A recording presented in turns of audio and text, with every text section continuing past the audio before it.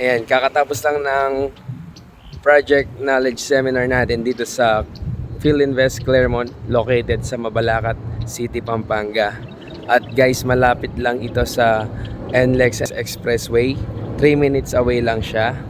And dito sa PhilInvest Claremont, meron tayo ditong lot only. Ayan, sa likuran ko yung covered court niya. And dito naman ang kanyang clubhouse area. And dito naman ang kanyang swimming pool area. Okay. Ang next naman na ipapakita natin ang kanyang model house. Ayun guys, papunta tayo sa model house ni PhilInvest Claremont na si Opal. So ayun guys, ito na yung model house ni Claremont na si Opal model. Okay. Dito sa likuran ko ang kanyang carport. And dito naman ang kanyang frontage ay nasa 3 to 4 meters na. And next, si Opal model guys, meron siyang 88 square meter na lot area and 54 square meter na floor area. Ngayon naman, i-check natin ang kanyang loob. 3.4 to 3.6 million. Okay. Once again, this is please. Ayan, ito ang kanyang living area. And dito na yung magiging dining area ko. Okay?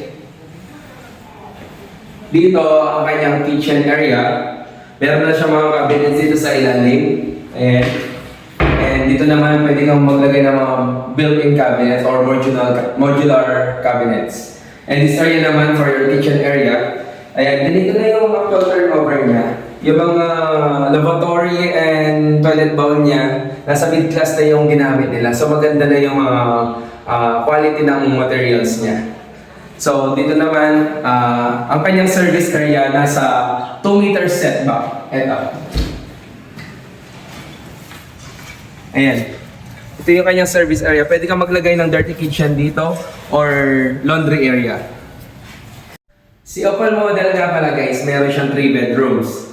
Okay? And akit tayo sa taas, papakita ko kanyang mga bedrooms. So ayun guys, ito ang kanyang bedroom 1, which is for our guest room or storage room, pwede din siya. And ang kanyang bedroom 2, ito. Ito ang kanyang bedroom 2. Ayan. Okay, the next one is master's bedroom. Ayan. Maluwang yung kanyang master's bedroom at kagandahan guys sa master's bedroom niya, meron siyang sariling toilet and bathroom. Eto. Ayan. Okay. So yun guys, tapos na ang tour natin sa Opal model ni Claremont. Ang kagandahan guys dito sa subdivision na ito ay flood free siya. And 3 minutes away lang siya sa NLEX Santa Ines exit. Okay? For more details and updates guys, just message me to my Facebook page or direct call to this number.